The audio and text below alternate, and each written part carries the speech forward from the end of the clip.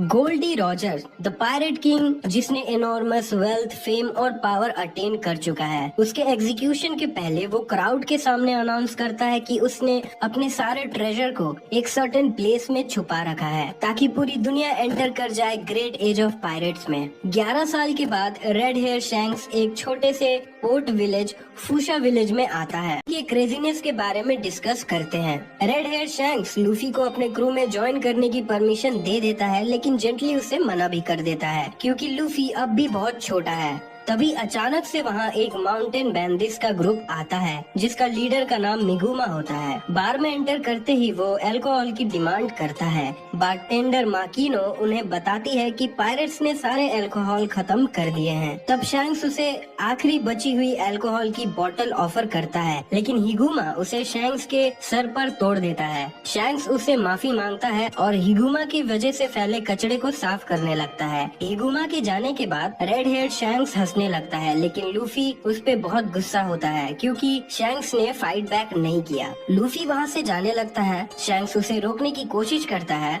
Shanks Luffy के हाथ को पकड़ लेता है, जिससे लूफी का हाथ स्ट्रेच होने लगता है, जिससे शैंक्स को पता चल जाता है कि लूफी ने गम गम फ्रूट को खा लिया है और वो अब जिंदगी भर के लिए स्विम नहीं कर सकता है। कुछ टाइम बाद जब रेड हेयर शैंक्स और उसकी क्रू विलेज में नहीं होते हैं, तब हिगुमा और उसकी गैंग वापस आती है। लूफी उनसे फाइट करने लगता है और वो लोग लूफी को किडनैप करके ले जाते हैं। हिगुमा उसे मारने ही वाला होता है, लेकिन तभी शैंक्स और उसकी क्रू वापस आ जाती है। हिगुमा के क्रू का एक मेंबर शैंक्स को मारने के लिए अपने पिस्टल को उसकी तरफ पॉइंट करता है, बट पायरेट लकी उसे अपने गन से मार देता है। शैंक्स के क्रू का एक मेंबर बेन बैकमैन बैंडिट्स के क्रू को सिंगल हैंडेडली हरा देता है। हिगुमा वहाँ से लूफी को लेकर भाग जाता है एक स्मोक बॉम्ब की मदद से। हिगुमा लूफी को सी में ले जाता है और उसे फेंक देता है। लूफी के डेविल फ्रूट ईटर होने की वजह से उसे तैरने में बहुत परेशानी होती है। तभी वहाँ एक sea king lord of the coast आता है और हिगुमा को खा जाता है और लूफी की तरफ बढ़ने लगता है, लेकिन शैंक्स वहाँ आकर लूफी को बचा लेता है और उस बीस्ट को अपने कॉन्करर हाकी से डराकर भगा देता है। शैंक्स बहुत खुश होता है कि लूफी ठीक है, बट लूफी को बहुत बुरा लगता है कि उसकी वजह से शैंक्स को अपना एक हाथ गंवाना पड़ा उसे बचाने के लिए। कुछ समय बाद जब रेड हेड पायरेट फूशा विलेज को छोड़ने की तैयारी कर रहे होते हैं, तब लूफी वहां आकर उन्हें बताता है कि वो उनके क्रू को ज्वाइन नहीं करेगा, बल्कि अपना खुद का क्रू बनाएगा और शैंक्स से भी ज्यादा पावरफुल बनेगा और सी के ग्रेटेस्ट ट्रेजर को खोजकर पायरेट किंग भी बनेगा। लूफी के बातों को बढ़ावा देते हुए शैंक्स उसे अपनी स्ट्रॉ हैट देता है और उससे कहता है कि इसे वो रिटर्न तभी करे जब वो उसे सरपास कर जाएगा। 10 साल के बाद लूफी अपने पहले वॉच पर निकलता है। वहाँ एक पायरेट शिप आती है जिसकी कैप्टन अल्वीडा होती है, जो कि अपने सबऑर्डिनेट्स को मारते रहती है उनके काम न करने की वजह से, स्पेशली केबिन बॉय कोबी को। कोबी और 3 और क्रूमेट्स को शिप के वाइन सेलर में एक बैरल मिलता है जिसे वो खोलकर सीक्रेटली पीने का डिसाइड करते हैं, लेकिन उस बैरल के अंदर से लूफी बाहर निकलता है। लूफी और कोबी वहाँ से भाग जाते हैं एक नियर बाय फॉरेस्ट में। लूफी कोबी से पूछता है कि क्या उसके पास कोई बोट है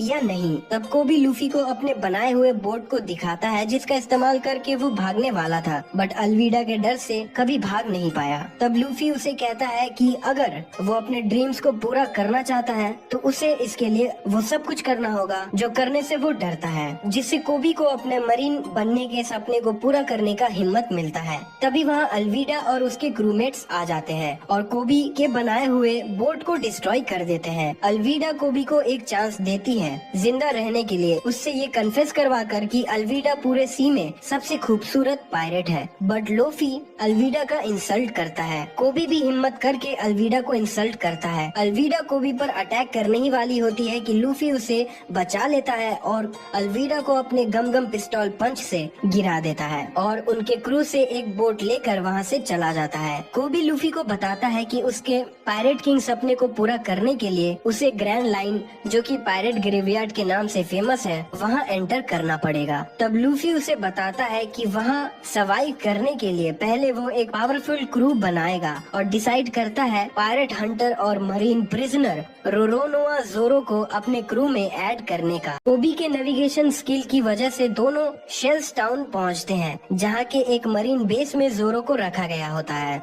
रिका नाम की लड़की आती है जो कि जोरो को राइस बॉल्स खिलाने आई है, लेकिन अचानक वहाँ मॉर्गन का बेटा हेलमोप्पो आ जाता है और बच्ची से राइस बॉल्स छीन लेता है और जमीन पर फेंक देता है। क्योंकि जोरो की हेल्प करना एक क्राइम था, इसीलिए उसने मरीन को ऑर्डर दिया उस बच्ची को बाहर फेंक देने का। मरीन ने वैसा ही किया, बट लूफी उसे पकड़ लेता है। जब हेलमोप्पो और उसकी ग्रुप चली जाती है तब लूफी जोरो को ऑफर करता है अपने क्रू में रिक्रूट होने के लिए, बट जोरो मना कर देता है और उसे बताता है कि हेलमोप्पो उसे फ्री कर देगा अगर वो बिना फूड के 1 मंथ वहाँ रह लेगा। जोरो लूफी को फेंके हुए राइस बॉल्स को खिलाने बोलता है और लूफी से कहता है कि रिका को बता दे कि राइस बॉल्स बहुत टेस्टी थे। लूफी शेल्स टाउन वापस जाता है और रिका को जोरो के बारे में बताता है। तब रिका उसे बताती है कि कैप्टन मॉर्गन और हेलमोप्पो इस टाउन को बहुत हार्शली रूल कर रहे हैं और छोटी छोटी बातों पर लोगों को जान से मार दे रहे हैं। रिका लूफी को बताती है कि जोरो ने कुछ नहीं किया, बस रिका को हेलमोप्पो के खतरनाक कुत्तों से बचाया। तभी वहाँ हेलमोप्पो आता है और सिटीजन्स को अपने सामने झुकने कहता है और बताता है कि जोरो को 3 दिनों में एग्जीक्यूट कर दिया जाएगा। ये सुनकर लूफी हेलमोप्पो से उसके प्रॉमिस के बारे में पूछता है जो उसने जोरो से किया था। तब हेलमोप्पो उसे बताता है कि उसने बस एक मजाक किया था। लूफी गुस्से में हेलमोप्पो को एक पंच मारकर जमीन पर गिरा देता है। लूफी फिर से मरीन बेस जाता है जोरो को रिक्रूट करने के लिए। जोरो फिर से उसे मना कर देता है। जोरो लूफी को अपने स्वॉर्ड के बारे में बताता है कि हेलमोप्पो ने उसके स्वॉर्ड्स को लेकर रखा है। तब लूफी कहता है कि अगर जोरो लूफी के क्रू को ज्वाइन करता है तो वो उसके स्वॉर्ड्स को वापस लाएगा। मरीन बेस के अंदर हेलमोप्पो मॉर्गन से लूफी को मारने कहता है, बट मॉर्गन उसे इग्नोर करके मरीन बेस के रूफ पर चला जाता है जहाँ मॉर्गन का एक बड़ा स्टैचू बन रखा होता है। हेलमोप्पो मॉर्गन से पूछता है कि जिसने उसके बेटे पर अटैक किया वो उसे क्यों छोड़ रहा है। मॉर्गन उसे जवाब देता है कि हेलमोप्पो अपने खुद के बैटल्स के लायक है और वो सिर्फ उन्हीं को मारता है जो उन्हें डिफाई करते हैं। तभी मॉर्गन को पता चलता है कि रिका, जो कि मरीन के ऑर्डर को ना मानते हुए जोरो को फीड करती है, वो अब भी जिंदा है। तब वो अपने एक मरीन सोल्जर को एग्जीक्यूट करने का ऑर्डर देता है, जिसे वो सोल्जर रिफ्यूज कर देता है, जिसके रिजल्ट में मॉर्गन उसे अपने एक्स हैंड से मार देता है। दूसरी तरफ लूफी किसी को खोज रहा होता है जो उसे जोरो के स्वॉर्ड तक गाइड करे और रूफ पर नॉइस सुनकर वो वहाँ चला जाता है। लूफी की वजह से मॉर्गन का स्टैचू नीचे गिरकर 2 टुकड़ों में बट जाता है। मॉर्गन अपने सोल्जर्स को लूफी को पकड़ने कहता है, बट लूफी हेलमोप्पो को लेकर बेस के अंदर चला जाता है जोरो के स्वॉर्ड्स को ढूंढने के लिए। हेलमोप्पो लूफी को बताता है कि जोरो के स्वॉर्ड को उसने अपने रूम में छुपा रखा है। उस बीच लूफी जब मरीन्स को फेस करता है तब वो हेलमोप्पो को शील्ड की तरह यूज करता है। लूफी हेलमोप्पो के रूम पहुंचकर हेलमोप्पो से स्वॉर्ड्स के बारे में पूछता है, बट हेलमोप्पो बेहोश हो जाता है। उसी बीच एक मरीन सोल्जर नोटिस करता है कि कोबी जोरो को फ्री करने का ट्राई कर रहा है और ये बात मॉर्गन को बता देता है। तभी कोबी को एक बुलेट आकर लगती है उसके शोल्डर पर। जोरो उसे भागने कहता है मरीन्स के आने से पहले, लेकिन कोबी नहीं भागता है और जोरो को बताता है कि हेलमोप्पो और जोरो के बीच जो एग्रीमेंट हुआ है वो सब कुछ एक झूठ है और ये जानने के बाद लूफी हेलमोप्पो से लड़ रहा है। कोबी जोरो को लूफी की हेल्प करने कहता है, लेकिन तभी वहाँ मॉर्गन और उसके सोल्जर्स आ जाते हैं। मॉर्गन अपने सोल्जर्स को ऑर्डर करता है दोनों को शूट करने के लिए, जिससे जोरो परेशान हो जाता है क्योंकि जोरो ने किसी को प्रॉमिस कर रखा है ना मारने की जब तक उसके ड्रीम्स पूरे नहीं हो जाते हैं। जोरो अपने फ्लैशबैक में जाते हुए याद करता है कि जब वो छोटा था तब जोरो एक डोजो में ट्रेनिंग करता था और कुइना, जो कि डोजो मास्टर कोशिरो की बेटी रहती है, उससे 2000 बार डुअल्स में हार चुका होता है। जोरो फ्रस्ट्रेटेड रहता है और कुइना को चैलेंज करता है एक और फाइट के लिए रियल स्वॉर्ड्स के साथ, लेकिन वो उसमें भी हार जाता है, जिससे जोरो और ज्यादा फ्रस्ट्रेटेड हो जाता है। तब कुइना जोरो को बताती है कि वो भी बहुत फ्रस्ट्रेटेड है क्योंकि उसके फादर का कहना है कि आदमी हमेशा औरत को सरपास कर जाते हैं स्ट्रेंथ के मैटर में। ये बात सुनकर जोरो और ज्यादा गुस्से में आ जाता है। तब जोरो और कुइना एक प्रॉमिस करते हैं कि वो दोनों वर्ल्ड के ग्रेटेस्ट स्वॉर्ड्समैन बनेंगे और एक दूसरे से डुएल करेंगे उस टाइटल के लिए। पर अगले ही दिन जोरो को पता चलता है कि कुइना स्टेयर से नीचे गिरकर मर जाती है। जोरो कोशिरो से कुइना की स्वॉर्ड्स को रखने के परमिशन मांगता है और डिक्लेयर करता है कि वो अपने प्रॉमिस को फुलफिल करेगा ग्रेटेस्ट स्वॉर्ड्समैन बनकर। फ्लैशबैक से वापस आते हुए मरीन कोबी और जोरो पर शूट करते हैं, बट लूफी बीच में जंप करता है और सारे बुलेट्स को खुद पर ले लेता है और उसके रबर की बॉडी की वजह से सारे बुलेट्स पायरेट्स बाउंस बैक कर जाते हैं मरीन्स की तरफ। लूफी जोरो को उसके स्वॉर्ड्स दे देता है। जोरो लूफी के ऑफर को एक्सेप्ट कर लेता है। मरीन्स लूफी और जोरो पर अटैक करने के लिए आगे बढ़ते हैं। लूफी उन्हें अपने स्ट्रेच लेग से गिरा देता है और मॉर्गन से लड़ने चला जाता है। तभी हेलमोप्पो कोबी के ऊपर गन पॉइंट करता है लूफी को रोकने के लिए, बट लूफी अपने गम पिस्टल अटैक से उसे मार गिराता है। मॉर्गन पीछे से लूफी के ऊपर अटैक करता है, बट जोरो उसे बचा लेता है और मॉर्गन पर अटैक करके मॉर्गन और हेलमोप्पो को हरा देता है और मरीन्स सेलिब्रेट करने लगते हैं। लूफी, जोरो और कोबी रिका की माँ के रेस्टोरेंट में जाकर खाना खाते हैं। लूफी और जोरो अपने आगे के सफर की तैयारी करते हैं। कोबी उन्हें लाइफ लेसन सिखाने के लिए थैंक्स कहता है। मरीन भी रेस्टोरेंट में आकर पायरेट्स को थैंक्स करते हैं। कोबी मरीन को ज्वाइन कर लेता है। लूफी कोबी से कहता है कि वो दोबारा जरूर मिलेंगे।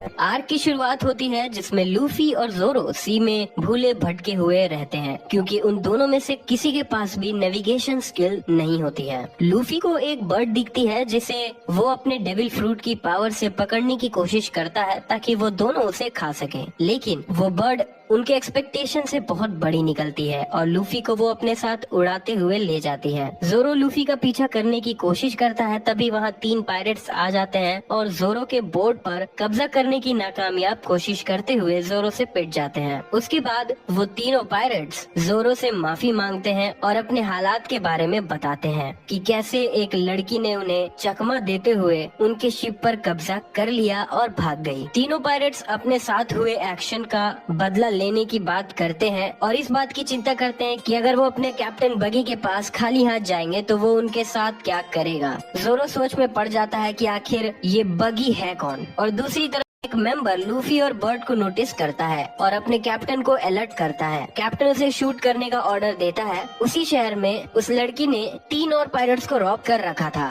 उन चारों के बीच एक एक्सप्लोजन होता है जिसमें से लूफी निकलता है, ये सोचते हुए कि उस पर किसने हमला किया। तभी उस लड़की के दिमाग से एक आइडिया आता है और वो लूफी को अपना बॉस बताकर पायरेट्स को हैंडल करने बोलती है। ये सुनकर पायरेट्स लूफी को घेर लेते हैं और उन पायरेट्स में से एक लूफी के सर पर अटैक करके उसके हेड को जमीन पर गिरा देता है, जिससे लूफी को बहुत गुस्सा आ जाता है और वो बड़े आसानी से उन तीनों पायरेट्स को हरा देता है। वो लड़की ये देखकर बहुत इम्प्रेस हो जाती है और खुद को इंट्रोड्यूस करती है कि वो नामी है और वो पायरेट्स को लूटने में एक्सपर्ट है। नामी पहले लूफी के साथ पार्टनरशिप करने की कोशिश करती है, बट जब उसे पता चलता है कि लूफी एक पायरेट है तब वो अपने प्लान को चेंज कर लेती है और लूफी से प्रिटेंड करती है कि वो दोनों एक टीम है। नामी लूफी को बांधकर बगी को सौंप देती है। बगी लूफी को एक केज में बंद कर देता है। बाद में नामी प्रिटेंड करती है बगी के क्रू को ज्वाइन करने का ताकि वो बगी के ट्रेजर को चुरा सके। सब कुछ सही चल रहा होता है, लेकिन तभी बगी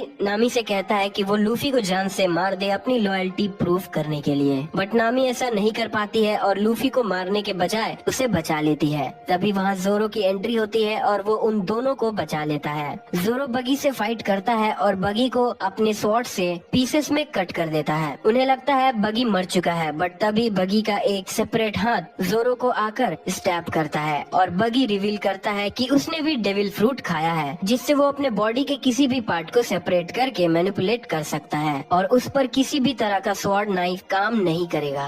लेकिन तब भी जोरो, नामी और लूफी वहाँ से निकलने में कामयाब रहते हैं। तीनों भागते हुए एक खाली टाउन में एंटर करते हैं जहाँ वो एक डॉग जिसका नेम चोचो रहता है उससे मिलते हैं और ऑरेंज टाउन के मेजर बूडल से मिलते हैं। मेयर डॉग के सिचुएशन को एक्सप्लेन करता है और बताता है कि कैसे वो डॉग अपने मास्टर के मरने के बाद उस पेट शॉप को गार्ड करता है। उसी बीच वहाँ बगी के क्रू का एक मेंबर मोजी और उसका पेट लायन रिची वहाँ एंटर करता है। नामी और बूडल वहाँ से भाग जाते हैं। जोरो मेजर के घर पर अपने वाउंड्स रिकवर कर रहा होता है और लूफी अभी उस केज में फंसा हुआ रहता है। रिची लूफी पर अटैक करता है जिससे वो केज से आजाद हो जाता है और उड़ता हुआ दूर चला जाता है। तभी रिची को पेट स्टोर दिखता है और वो उसके पास जाने लगता है। चोचो पेट स्टोर को डिफेंड करने की पूरी कोशिश करने लगता है, बट वो एक लायन के मैच का नहीं होता है। जब लूफी वापस उस जगह पर आता है तब वो देखता है कि वो पेट स्टोर पूरी तरह से जल चुका है और वो डॉग हार्ट ब्रोकनली उस शॉप के सामने बैठा हुआ है। लूफी मोजी और रिची से फाइट करता है और आसानी से उन्हें हरा देता है और उनके पास पड़ी आखिरी डॉग फूड के बॉक्स को लेकर चोचो को दे देता है। अगले सीन में बूडल लूफी की हिम्मत को देखकर इंस्पायर हो जाता है और अकेले ही बगी से लड़ने चला जाता है। वहाँ वो मरने की हालत में आ जाता है, पर लकीली जोरो, लूफी और नामी वहाँ आ जाते हैं और उसे बचा लेते हैं। जोरो बगी के दूसरे क्रूमेट काबाजी से लड़ता है और जोरो के वाउंडेड होने के बावजूद वो उसे हरा देता है। लूफी बगी से लड़ने जाता है और नामी बगी के ट्रेजर को लूटने जाती है। फाइट के बीच में बगी लूफी को बताता है कि शैंक्स और बगी क्रूमेट्स हुआ करते थे और कैसे शैंक्स की वजह से बगी को डेविल फ्रूट पावर मिलती है। तभी बगी का ध्यान नामी की ओर जाता है जो कि उसके लूट को चुराने की कोशिश कर रही होती है और वो उस पर अटैक करने ही वाला होता है, पर लूफी उसे बचा लेता है। बगी अपने बॉडी पार्ट्स को फिर से अलग करता है अपने दूसरे अटैक के लिए, लेकिन नामी उसके कुछ बॉडी पार्ट्स को चुरा लेती है और बगी बस अपने सर, हाथ और पैर के साथ रह जाता है। लूफी बगी को उसी कंडीशन में अपने किक से बहुत दूर भेज देता है। नामी लूफी को ग्रैंड लाइन का मैप देती है और उसे थैंक्स करती है और उसके क्रू को टेम्पररी ज्वाइन करने के लिए रेडी हो जाती है। वो तीनों रिलैक्स करने लगते हैं। तभी वहाँ टाउन के लोग वापस आते हैं और अपने मेजर को जमीन पर पड़ा हुआ देखकर लूफी से आंसर मांगते हैं। लूफी उन्हें आंसर करता है कि वो तीनों पायरेट्स हैं और ये सुनते ही टाउन के लोग उनका पीछा करने लगते हैं, पर चोचो की मदद से वो तीनों वहाँ से निकलने में कामयाब होते हैं। कुछ देर बाद बूडल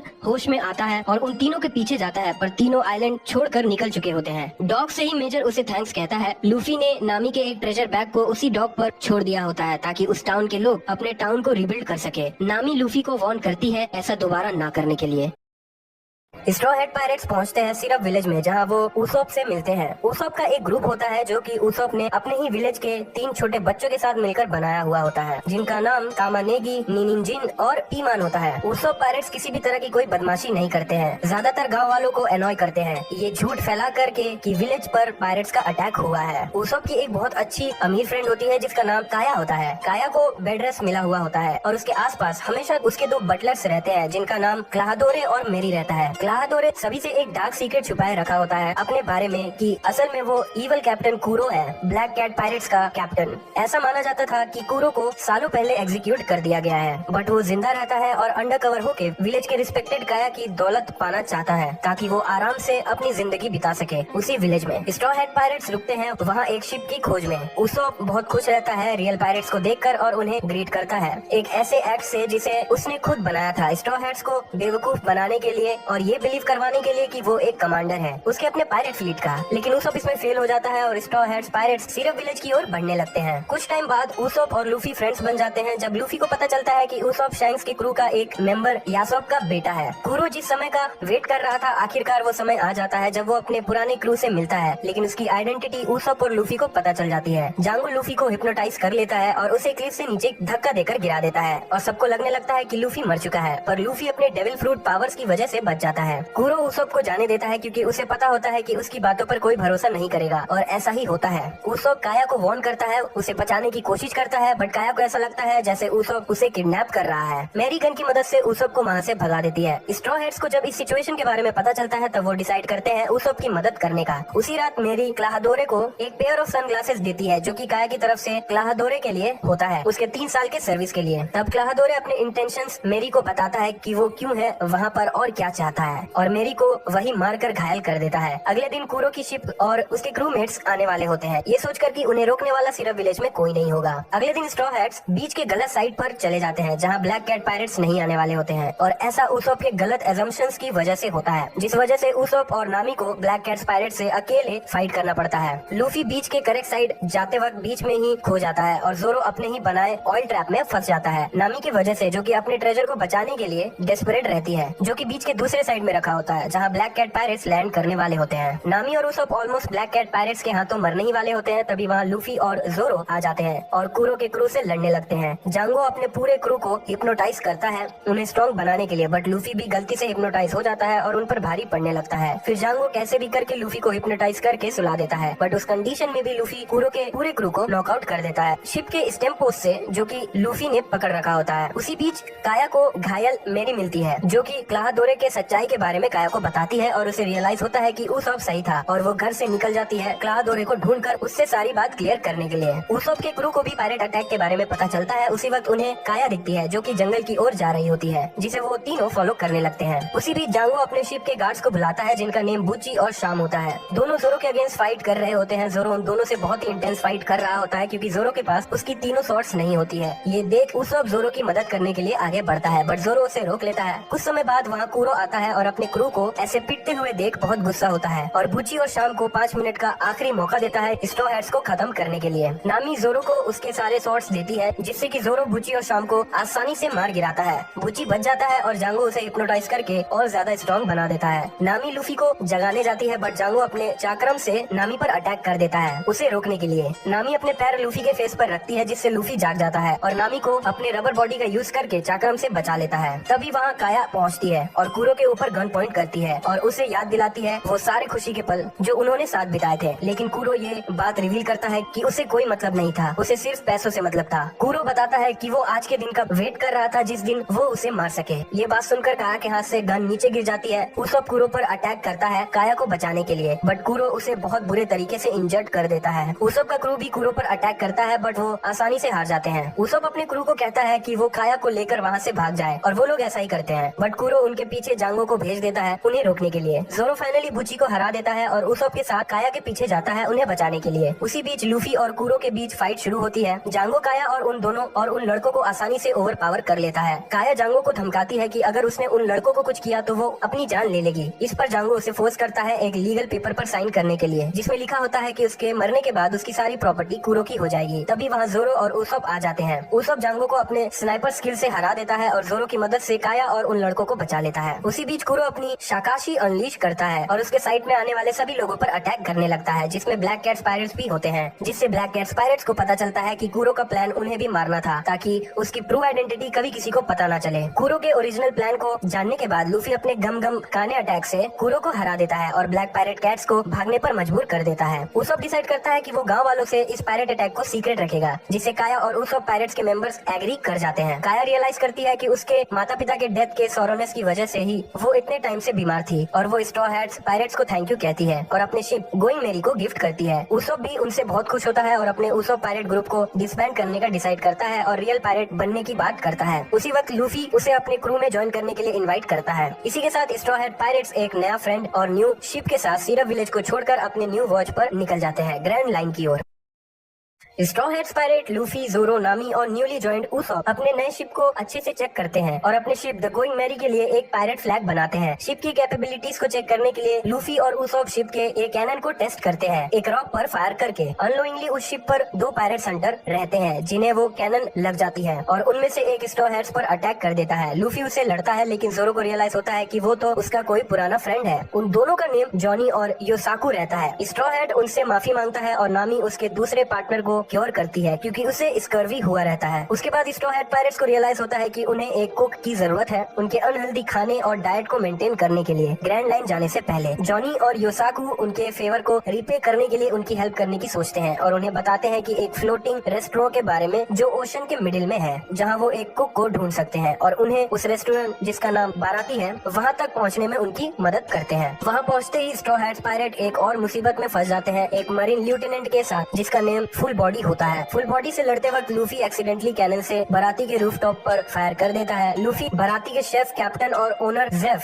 से एक डील करने की कोशिश करता है उसके शिप के डैमेज को कवर करने के लिए। उसी बीच असिस्टेंट शेफ सांजी से फुल बॉडी का एनकाउंटर होता है और सांजी फुल बॉडी को ऑलमोस्ट मार ही चुका होता है क्योंकि उसने बराती के फूड का इंसल्ट करा होता है। तभी एक पायरेट जिसका नेम जिन होता है जो एक डॉन क्रेक्स आर्मादा का मेंबर होता है वहाँ आता है और फूड की डिमांड करता है लेकिन उसे कोई खाना नहीं मिलता और पिटाई अलग से होती है और उसे फिर रेस्टोरेंट से बाहर फेंक दिया जाता है। सांजी सीक्रेटली उसे खाना सर्व करता है और भूख से मरने से उसे बचा लेता है। इसके बावजूद जिन वापस डॉन क्रेग के पास जाकर उसे बराती के बारे में बताता है। बराती के बारे में सुनकर डॉन क्रेग को अपने फ्लीट को वापस जिंदा करने का मौका दिखाई देता है बराती पर कब्जा करके। कुछ समय बाद क्रेग उस रेस्टोरेंट शिप में वापस आता है और ऐसा दिखावा करता है कि वो किसी को हर्ट नहीं करेगा अगर उसे फूड सर्व करा जाए तो। लेकिन एज एक्सपेक्टेड वो खाना खाने के बाद सब पर अटैक करता है और बराती को अपना बताने लगता है क्योंकि उसका पूरा शिप और उसकी पूरी फ्लीट डिस्ट्रॉय हो जाती है ग्रैंड लाइन में किसी मिस्टीरियस इंसान की वजह से और उसके बचे हुए क्रू भूख से मौत के कगार पर होते हैं। जेफ उन सबको खाना देता है और सबको वार्न करता है आगे होने वाले बैटल के लिए। बराती अपने बैटल फील्ड प्लेटफॉर्म एक्सपेंड करती है ताकि उसके रेस्टोरेंट को कोई डैमेज ना हो और इसी के साथ कुक्स और क्रीग पायरेट्स के बीच फाइट शुरू होती है। बैटल के बीच में लूफी जो कि कोर बॉय के रूप में काम कर रहा होता है डैमेजेस रीपे करने के लिए और दूसरे स्ट्रॉ हैट्स ट्राई करते हैं गोइंग मेरी को बैटल से दूर रखने की। तभी उन्हें पता चलता है नामी ने उन सभी को डबल क्रॉस करके उनके शिप और ट्रेजर को चुरा कर भाग गई है। उसोप, जोरो, जॉनी, योसाकू उसके पीछे जाने की तैयारी करते हैं, बट उसी बीच वहाँ ड्रैकुला, हॉक्साई, मीहॉक आता है जो कि वन ऑफ द 7 वॉरलॉर्ड्स होता है और greatest swordsman of the world. जोरो डिसाइड करता है मीहॉक को वहीं डिफीट करने का ताकि उसे ग्रेटेस्ट स्वॉर्ड्समैन का टैग मिल जाए, बट मीहॉक के सामने वो कुछ भी नहीं होता। जोरो मीहॉक से आसानी से हार जाता है, लेकिन फिर भी मीहॉक जोरो के करेज और ऑनर से इम्प्रेस हो जाता है और उसे जिंदा छोड़ देता है ताकि जोरो और अच्छा स्वॉर्ड्समैन बन सके, ताकि फ्यूचर में वो दोनों फिर से फाइट कर सके। इस हार के बाद नामी के पीछे जाने से पहले जोरो खुद से प्रॉमिस करता है कि वो अब किसी से नहीं हारेगा। लूफी वहीं रहता है बाराती की हेल्प करने के लिए ताकि जेफ के शिप में हुए लॉस को वो कंपनसेट कर सके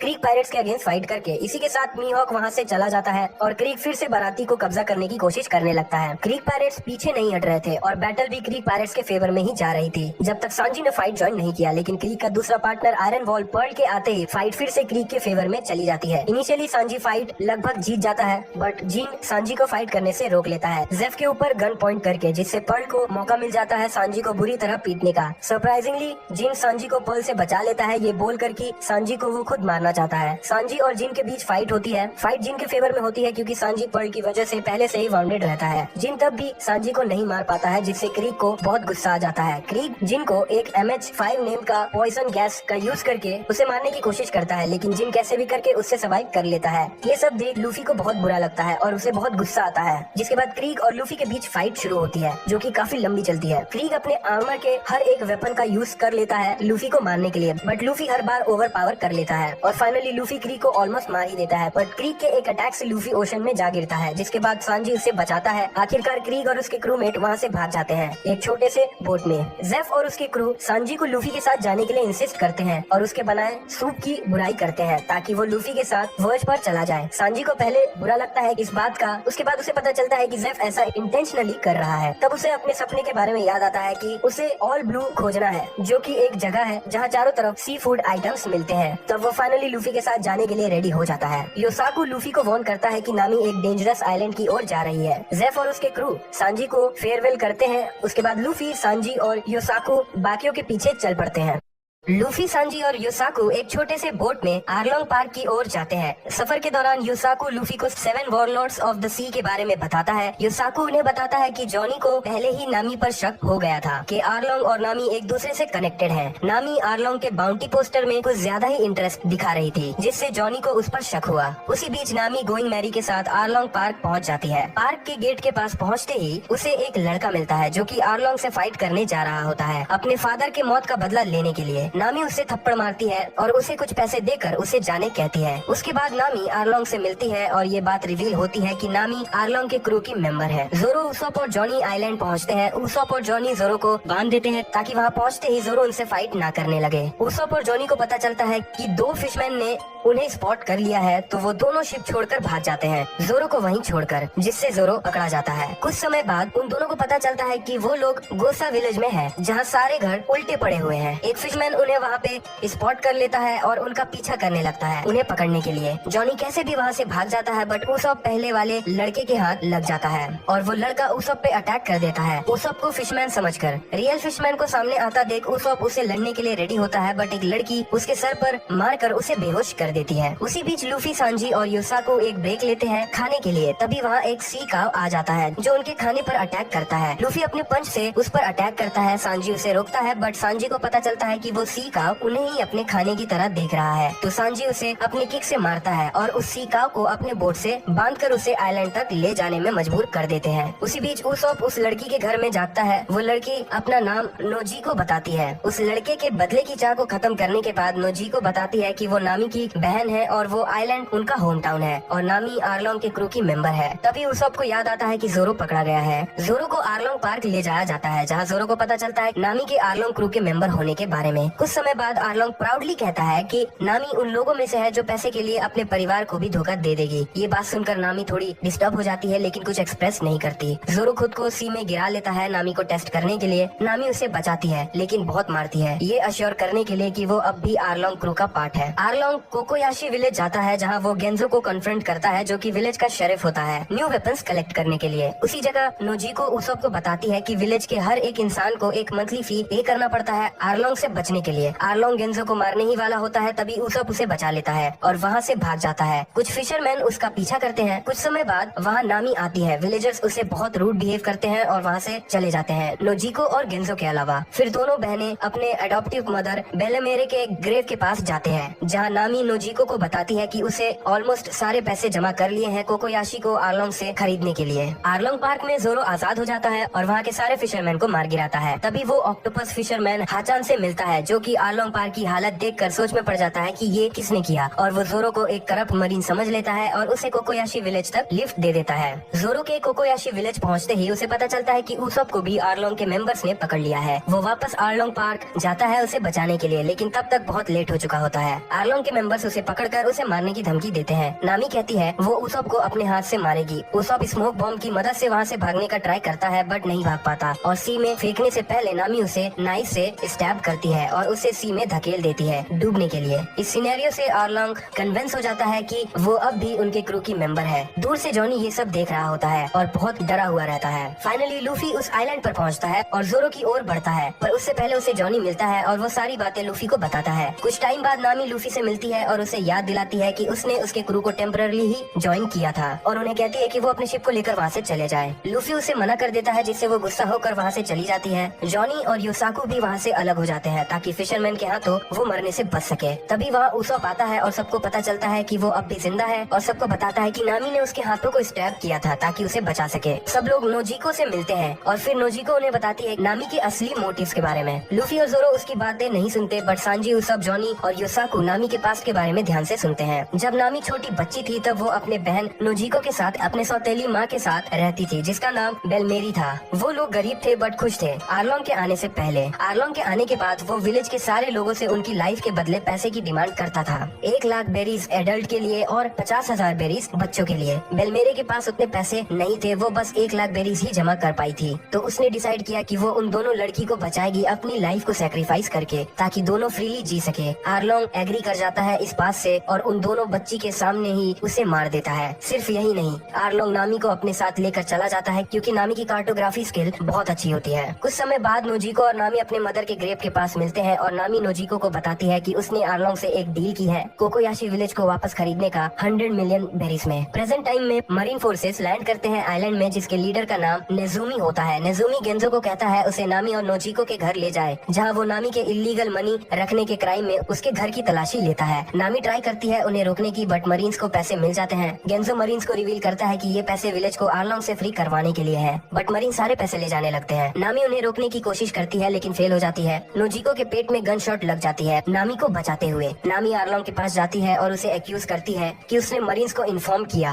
बट आर्लोंग ये बात डिनाई कर देता है और कहता है कि अगर उसे अपने विलेज को लेना है तो उसे फिर से शुरुआत करनी चाहिए, और हंसने लगता है। नामी वहाँ से चली जाती है। विलेज में गेंजो विलेजर्स को एनकरेज करता है आर्लोंग पार्क पर अटैक करने के लिए। नामी उन्हें रोकने की कोशिश करती है, बट वो लोग डिसाइड कर चुके होते हैं और आर्लोंग पार्क की ओर बढ़ने लगते हैं। नामी बहुत दुखी हो जाती है और खुद को स्टैब कर लेती है अपने आर्म्स में, जहाँ आर्लोंग क्रू का टैटू बना हुआ होता है। तभी वहाँ लूफी आता है और नामी उसे फाइनली हेल्प के लिए पूछती है। लूफी अपने स्ट्रॉ हैट को नामी के सर पर पहनाता है और चल पड़ता है आर्लोंग पार्क की ओर अपने क्रूमेट जोरो, उसोप और सांजी के साथ। जॉनी और योसाकू, जो कि आर्लोंग को हराने की कोशिश करते हैं और फेल हो जाते हैं, विलेजर्स को गेट पर ही रोक लेते हैं और स्ट्रॉ हैट्स के आने का वेट करने कहते हैं। जब स्ट्रॉ हैट्स आते हैं, लूफी उनके गेट को तोड़ते हुए एंट्री मारता है। सारे फिशरमैन उस पर अटैक करने के लिए बढ़ते हैं, जिनमें पहले वाला सी काव भी होता है, लेकिन लूफी सी काव को पकड़कर उसे स्पिन करते हुए सारे फिशरमैन को मार गिराता है, जिसकी वजह से अब वहाँ सिर्फ आर्लोंग और उसके 3 सबऑर्डिनेट्स बचते हैं, जिनका नाम हाचान, च्यू और कुरोबी होता है। फाइट के बीच में लूफी का पैर ग्राउंड में फंस जाता है, जिसका फायदा उठाते हुए आर्लोंग उसे ओशन में फेंक देता है और उस सिचुएशन को एक गेम बताता है और कहता है कि अगर लूफी को बचाना है तो स्ट्रॉ हैट्स पायरेट्स को आर्लोंग के क्रू को हराना होगा। जोरो के घायल होने के बावजूद वो हाचान से लड़ता है और कैसे भी लूफी की मदद करने के लिए आगे बढ़ते हैं। तो सांजी मदद से को ड्राई लैंड पे ले जाता है और उसे मार गिराता है। उसी बीच उसोप च्यू से लड़ रहा होता है आर्लोंग पार्क के बाहर। इनिशियली उसोप फेक डेथ का नाटक करता है ताकि च्यू उसे अकेला छोड़ दे, बट जब उसे ये याद आता है कि कैसे दूसरे लोग नामी के लिए आर्लोंग के क्रू से लड़ रहे हैं, तब उसमें हिम्मत आ जाती है और वो च्यू से लड़ने लगता है और फाइनली उसे हरा देता है। उसी बीच वहाँ नामी आती है और विलेजर्स के साथ मिल जाती है आर्लोंग से लड़ने के लिए। लकीली गेंजो और नोजी को लूफी को ओशन से बाहर निकाल देते हैं और सांजी लूफी को उसके पैर में लगे रॉक से आजाद कर देता है ताकि लूफी आर्लोंग से लड़ सके। लूफी और आर्लोंग के बीच काफी रफ फाइट शुरू होती है। तभी लूफी फाइट करते करते टावर के टॉप वाले रूम में चला जाता है, जहां आर्लोंग रिवील करता है कि इसी रूम में नामी को एक स्लेव की तरह काम करवाया जाता था मैप्स बनाने के लिए। जब आर्लोंग ये कहता है वो नामी को अच्छे से यूज नहीं कर पाएगा जैसे उसने किया था, तब लूफी को बहुत गुस्सा आ जाता है और वो वहाँ के सारे फर्नीचर को तोड़ने और फेंकने लगता है। आर्लोंग उसे रोकने की कोशिश करता है, बट लूफी अपने फाइनल अटैक से आर्लोंग को हरा देता है और पूरे आर्लोंग पार्क को बर्बाद कर देता है। पहले सबको लगता है कि लूफी मर गया, लेकिन वो डिस्ट्रॉयड टावर के बीच में से चिल्लाते हुए निकलता है कि नामी यू आर माई फ्रेंड, जिसे सुनकर नामी बहुत खुश हो जाती है। विलेजर्स अपने फ्री होने पर सेलिब्रेट करने लगते हैं। उनकी खुशी को नेजुमी ऑलमोस्ट बर्बाद करने ही वाला होता है, लेकिन विलेजर्स और स्ट्रॉ हैट्स पायरेट्स उससे लड़ते हैं, जिससे वो वहाँ से भाग जाता है और उनसे बदला लेने की बात करता है। नेजुमी ये बात मरीन बेस पर रिपोर्ट करता है, जिसकी वजह से लूफी के सर पर 30 मिलियन बेरीज की बाउंटी लगती है। विलेजर्स अपने फ्रीडम को सेलिब्रेट करने के लिए अपने हीरोज के लिए एक पार्टी अरेंज करते हैं। लूफी गेंजो से बेलीमीरे के ग्रेव पास मिलता है, जहाँ गेंजो लूफी से प्रॉमिस लेता है कि वो कभी भी नामी के स्माइल को जाने नहीं देगा। नामी न्यू टैटू बनवाती है आर्लोंग के टैटू के ऊपर। अगले दिन जॉनी और योसाको फेयरवेल करते हैं, क्योंकि वो लोग बाउंटी हंटर्स होते हैं और उनका मानना है कि बाउंटी हंटर्स पायरेट्स के साथ अच्छे नहीं लगते। स्ट्रॉ हैट्स क्रू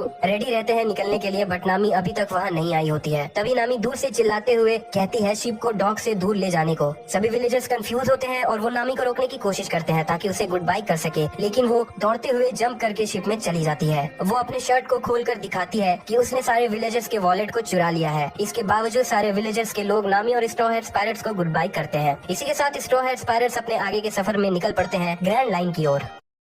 आर्क की शुरुआत होती है गोइंग मैरी के डेक से, जहाँ सभी बैठे हुए रहते हैं और नामी न्यूज़पेपर पढ़ रही होती है, जिसमें से एक स्लिप निकलता है जिसमें लूफी के 30 मिलियन बाउंटी के बारे में दिया हुआ था। लूफी उसे देखकर बहुत एक्साइटेड हो जाता है, लेकिन नामी उसे बताती है कि 30 मिलियन बाउंटी होना मतलब और ज्यादा स्ट्रेस और ट्रबल होना क्रू के लिए। तभी जोरो को एक आइलैंड दिखता है जिसके बारे में नामी को पता होता है और वो बताती है कि ये लॉग टाउन है, जो कि लास्ट स्टॉप है ईस्ट ब्लू का ग्रैंड लाइन से पहले। नामी बताती है कि लॉग टाउन ही वो प्लेस है जहाँ famous pirates gold D Roger का जन्म हुआ था और उसे एग्जीक्यूट भी यहीं किया गया था। क्रू डिसाइड करता है वहाँ रुकने का और आगे के सफर के लिए सप्लाईज लेने का। उसी बीच लूफी का बाउंटी पोस्टर लूफी के होम टाउन पहुँचता है। विलेजर्स उस पोस्टर को देखकर बहुत खुश हो जाते हैं कि लूफी अपने सपने को जी रहा है, लेकिन मेयर वूप स्लैब, जो कि लूफी के पायरेट बनने के हमेशा अगेंस्ट हुआ करता था, वो इस चीज को उसका ड्रीम ना बताकर डेस्टिनी बताता है। उसी बीच ड्रैक्यूल मीहॉक लूफी के पोस्टर को शैंक्स तक पहुँचाता है, जिसे देखकर शैंक्स बहुत खुश हो जाता है और एक पार्टी से उस मूवमेंट को सेलिब्रेट करता है। लॉग टाउन में जोरो अपने न्यू स्वॉर्ड की शॉपिंग कर रहा था, क्योंकि उसके पुराने स्वॉर्ड्स को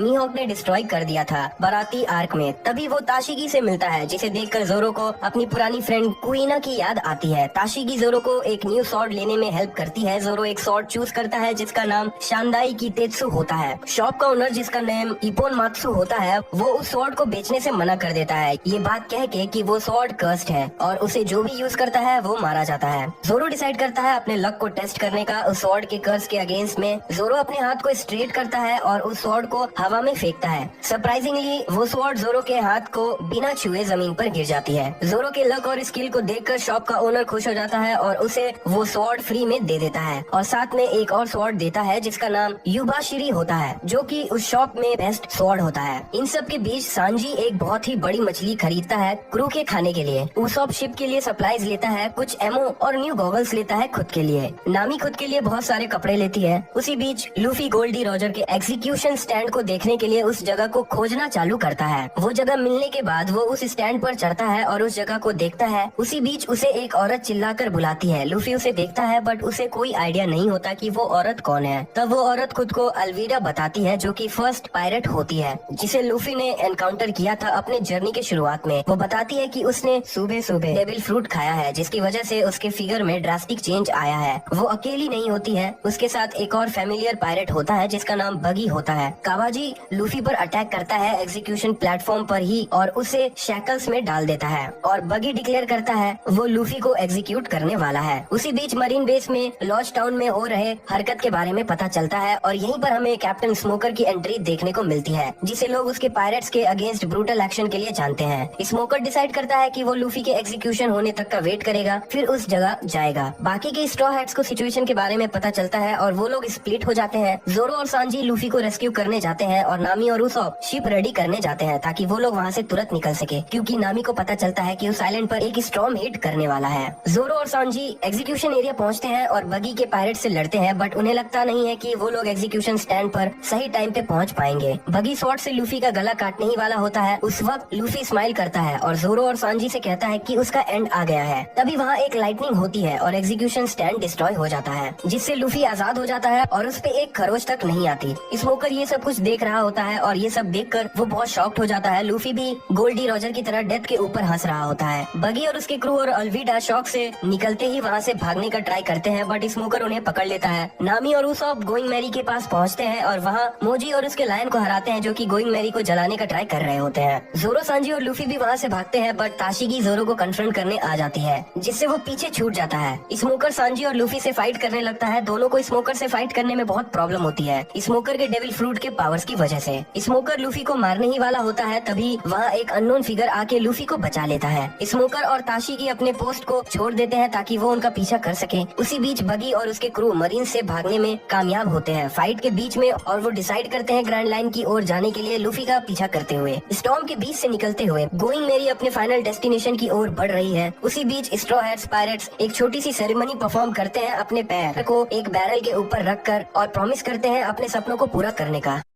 जैसे कि पिछले आर्क में स्ट्रॉ हैट्स पायरेट्स लॉकडाउन से स्टॉर्म के बीच से निकलते हुए ग्रैंड लाइन की ओर बढ़ते हैं। नामी सभी को बताती है कि ग्रैंड लाइन तक पहुंचने के लिए उन्हें रिवर्स माउंटेन को क्रॉस करना होगा। तभी अचानक स्टॉर्म बंद हो जाता है। तब नामी उन्हें बताती है कि वो लोग काम बेल्ट में हैं, जो उन दो स्ट्रिप्स में से एक है जो ग्रैंड लाइन को सराउंड किए हुए है। उन काम बेल्ट में ना ही कोई हवा चलती है और ना ही कोई फ्लो होता है। नामी क्रू को कहती है कि कैसे भी करके वापस स्टॉर्म की तरफ जाने को, लेकिन अचानक वहाँ सी किंग्स आ जाते हैं। फाइनली स्ट्रॉ हैट्स बहुत मुश्किल से वहाँ से निकल जाते हैं। फिर स्ट्रॉ हैट्स अपना पूरा ध्यान रिवर्स माउंटेन के डेंजरस करंट्स को पार करने में लगाते हैं। करंट्स को पार करते वक्त उनका रडार टूट जाता है, बट लूफी गोइंग मैरी को शील्ड कर लेता है, जिससे वो शिप माउंटेन से टकराने से बच जाती है और वो लोग ग्रैंड लाइन में एंटर कर जाते हैं। उनके नीचे पहुंचते ही स्ट्रॉ हैट्स एक वेल जो कि ग्रैंड लाइन के एंट्रेंस को ब्लॉक किए हुए रहता है, जिसका नेम लबून होता है, उससे टकराते हैं, जिसकी वजह से शिप की मास्ट हेड टूट जाती है, जिससे लूफी को बहुत गुस्सा आता है और वो लबून के आईज में एक पंच मारता है। लबून अपने मुंह को खोलता है और गोइंग मैरी को सॉलो कर जाता है। लूफी कैसे भी करके गोइंग मैरी से बाहर निकल जाता है और स्वैलो होने से पहले बच जाता है, लेकिन अपने दोस्तों को बचाने के लिए वो लबून को हिट करने ही वाला होता है कि लबून अंडर वाटर जाने लगता है। तभी लूफी को एक एंट्रेंस दिखता है लबून के अंदर जाने के लिए। उसी बीच स्ट्रॉ हैट्स को लबून के अंदर एक छोटा सा आइलैंड दिखता है। तभी वहाँ एक जायंट स्क्विड आती है, जिसे एक आदमी मार गिराता है, जिसका नेम क्रोकस होता है। स्ट्रॉ हैट्स और क्रोकस के बीच लंबे कन्वर्सेशन के बाद क्रोकस उन्हें बाहर जाने का रास्ता दिखाता है। उसी बीच लबून अपने सर को रिवर्स माउंटेन पर पटकने लगता है, जिससे और ज्यादा इंजरी होती है उसे। तभी वहाँ दो अननोन लोग आते हैं, जिनका नेम मिस्टर नाइन और मिस वेनसडे होता है, जो कि क्रोकस को हराकर लबून को अपने टाउन को फीड करने के लिए यूज करना चाहते थे। तभी कॉरिडोर्स में लूफी उन दोनों से टकराता है और उनसे लड़ाई के दौरान लूफी के पंच से दोनों उड़कर स्ट्रॉ हैट्स और क्रोकस के पास जा गिरते हैं। उन दोनों को हैंडल करने से पहले क्रोकस लबून को काम डाउन करने जाता है। उन दोनों को लूफी हरा देता है और फिर क्रोकस के पास जाता है। क्रोकस उन्हें उन दोनों रोक्स के बारे में बताता है कि आखिर वो लोग चाहते क्या है, और फिर क्रोकस उन्हें बताता है कि लबून एक पायरेट ग्रुप के साथ ग्रैंड लाइन तक आया था और लबून को मेरे साथ ही रिवर्स माउंटेन में रहने को बोला गया था, जब तक वो लोग ग्रैंड लाइन से वापस नहीं आ जाते हैं। 50 साल पूरे हो जाने के बाद लबून उनका वेट कर रहा है और उसे भरोसा है कि वो लोग वापस आएंगे। ये सब जानने के बाद स्ट्रॉ हैट्स पायरेट लबून से बाहर निकलते हैं और उन दोनों रोक्स को बाहर ओशन में फेंक देते हैं। वो दोनों स्ट्रॉ हैट से बदला लेने की बात करते हैं वहाँ से जाने से पहले। क्रोकस उन्हें बताता है कि उसने सुना है कि लबून जिनके साथ आया था वो क्रू ग्रैंड लाइन से बाहर जा चुकी है, और उसने जब ये बात लबून को बताई तब लबून ने ये बात एक्सेप्ट करने से मना कर दिया और अपने सर को रिवर्स माउंटेन पर पटकने लगा ताकि वो अपने क्रू तक पहुंच पाए। लूफी गोइंग मैरी के मस्त को लेता है और लबून के